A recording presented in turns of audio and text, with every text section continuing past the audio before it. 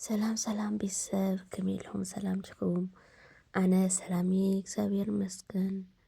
ኣብ ዘለኹምዎ ሰላምኩም ብዙሕ ትረፈለለይ እንዳበልኩ ነዛ ቪድዮ ክትጅምሩ ከለኹም ላይክ ብምግባር ጀምሩ ኢኹም። ሓደሽቲ ዝኾንኩም ድማ ሳብስክራይብ እንዳገበርኩም ቤተሰብ ኩኑ። ስለ ድምፀይ ይቅርታ፣ ድምፀይ ሰዓል ገለ ሒዙልለና ይቅርታ ክብለኩም ይደሊ።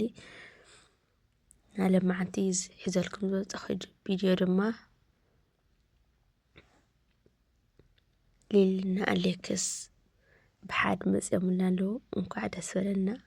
ዋላ እሞ ኣይተዓረቑ ኣፍቱ ምትዕራቕ ጫፍ ንጫፍ በፂሖምልና ኣለውና እግዚኣብሔር ይመስገን። እንኳዕ ናብኩም ዘይውቅዖም ብሙሉእ ተዓሪቆም ድማ ብሓደ ክመፁልና ተስፋ ንገብር ማለት እዩ። እና ለማዓንቲ ንእሽተ ነብዚኣ ክብላ ዝደሊ ማለት እዩ። ሊሊ ብቀዳማይ ቪድዮ ዝሰራሕ ከልኩም ምስ ቤተሰብ ተዘራሪባ ማለት ቤተሰብ ኮርዮሙላ በቃ ግደፍዮ ንምንታይ ገለ ስለልበልዋ እሳ ድማ በቃ ክትዕረቕ እያ ደልያ ኒኣ ማለት እዩ። ክትዕረቕ ደልያ በቃ ንግደፎ ክትብለሲ ትደልላ ንኣሌክስ ማለት እዩ። ኣሌክስ ግን እንታይ ትኾን ለኻ እንድዒ ኣነ ክርድአኒ ይኽኣለይ ማለት እዩ። ማለት ንሳ ጓሉ እኳ ከምዚ ናበለትሲ ወዲ ኮይንኻስ ከምዚ ማለት እንድዒ ትኮርዕ ነገር ድዩ ዘለኻ እንታይ ከም ትኾን ዘለኻ እንድዒ ብጣዕሚ ዝገርመኒ ማለትሲ እዋ ማለት ፍቕሪ እንተሃልዩካሲ ከመይ ኢልካ ከምዚ ትብል ማለት ንሳ ክስካብ ከምዚ ትብልሲ ክትፅበያስ ኣይነበረካን። ባዕልኻ ማለት ፅበያ ንሲ ወዲኡ ንእሽተን በቃ ወላ ጓል ተፍቀረት እውን እኳ ዘይክትናገር ፀጥ ክትብል ትኽእል እያ። ወላ እንዳደለየት እንዳሃለወትሲ ክትናገር ኣይትኽእልን። በቃ ለካ ሕፍረት ምናምን በቃ ከምዚ ዘይባህልና እውን ስለዝኾነ ክትናገር ኣይትኽእል። ንስኻ ግን እንታይ ትኾን ኣለኻ እንድዓነ ክርድአና ይኽእል ቤተሰብ ኣብዚ ኩልና ክንፈልጦ ዘለና ሓደ ሰብሲ እንድሕር ምስኻ ክነብር ድሌት እንተሃልዩዎስ እንዳተለመንካ ወይ ከዓ ገለስ ኣይኮነይ እዚ ናይ ክልቲኹም ድሌት እዩ። እና ከምዚ ኢልካ ድሕርሕር ዘብለካ ዘሎ ኣነ ክርድአኒ ይኽእለይ። ወይ ፍቕርካ ድዩ ተወዲኡ ወይስ ካሊእ ድዩ ጠሚትካ እንድዒ ኣነ ክርድአኒ ይኽእለይና ይቅርታ ግበረለይ ማለት እዩ። ማለት ሊልሲ ከም በቃ ክትዕረቆ ከም ዝደለየትሲ ኣብ ገፃ ንርኢ ኣለና፣ ኣብ ኣነጋግርኣ ንርኢ ኣለና። ኩሉ ግዜ ማለትሲ ናብ ገዛ ክምለስ ደልየ ሕጂ ክትቆፅረ ከላ ክረኽበኪ ደልየ እየ ኢልካያ እሺ ኢላትካ ኣላ። ንምንታይ ገዛ ከይድካ ዘይትናገራ? ንምንታይስ ገዛ ከይድካ ዘይትናገራ? ማለት ኣይትፈልጣይ ሊሊ ሓዳሽ እያ ንዓኻ ወይስ እንታይ እዩ? ወይስ እንታይ ዘሰከፈካ ነገር? ኣብዚ ብቀዳማይ ዝሰራሕካዮ ቪድዮ መራ ድዩ መሰከፊ ማለትሲ ማለት ካብ ኣነጋግርካ ማለት እዩ።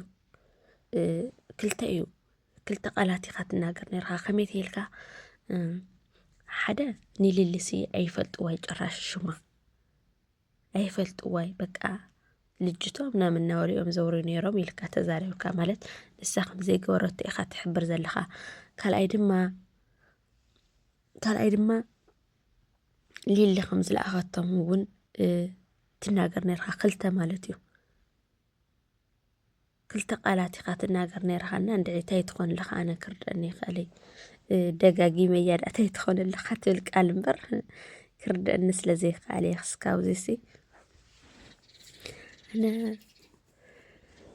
እንድዒ ኣሌክስ ሓወይ ዝረዝሮ ናብ ልብካ ይመልስካ እግዚኣብሔር ኣምላኽ ማለት እዩ።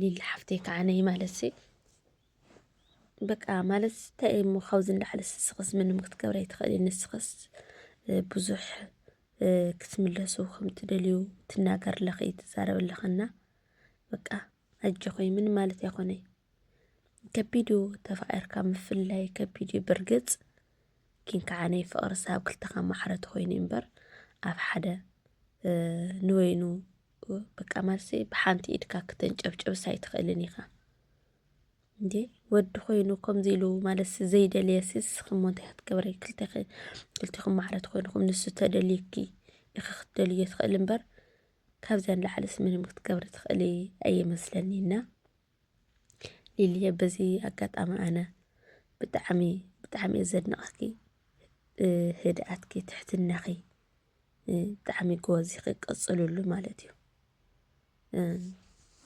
ኣነ ከየድንቕ ክሓልፍ ይድልን ማለት እዩ ሊሊ ከዓ ኣለክስ ከዓነ ማለት ናብ ልብኻ ተመለስ ከም ሊሊ ዝበለት ሲ ኣይትረክብን ኢኻ ኣብዚ ሰዓት ማለት እዩ ህድእቲ ለዋህ ፈቃርሲ ክትረክብ ኣይትኽእልን ኢኻ ናብ ልብኻ ተተመለስካ እየ ክብለካ ዝኽእል ከም ዝተኸደ ዘለኻ ሲ ኣየዋፀርካን ማለት እዩ እንታይ ትኾን ኣለኻ እንደ ዋ ኣፍቂርካ ግድን ምፍላይ እኮ ዘሎ እዩ ከዓነ ከምቲ ትኾነ ዘሎሲ ከምዚ ትኮነ ዘለኻስ እንደ ንቤተሰብ ከዓነሲ ምንም የወለቶምን ናብ ቤተሰብሲ ዘይኮነ ነጊርክሲ ኣጸሊምክኒ ኣዋሬድክኒ ኢልካያ ምንም ዘለተ ነገር ሰብ ዚኣስ የላይ تا زقاطمت تا تراجرا تاي مودا ክትሕሽ ነይርዋ ካብዚ እንዳዓለ ስታይ ኣኽትብል ነይራ ሰብ ኮይኑ እኮ ዘይስተሓተለይ ተስሒታ ድሓንቲ ግዜ ስሕተታ ዲኻ ክትፀባፀባ ዘለካ ወይስ ከምዚ ዓይነት ኣይግበርን ኣነ ኣይፈቱን ኢልካ ክትነግራ ክትረዳዳ እምበር ብሓንትስ ኮለል ኧረ ኣሌክስ ይድብር እንታይ ትኾን ለኻ ከበኻ ዝፅበዮ ነገር ይቦነት ወጢጥካ እኮ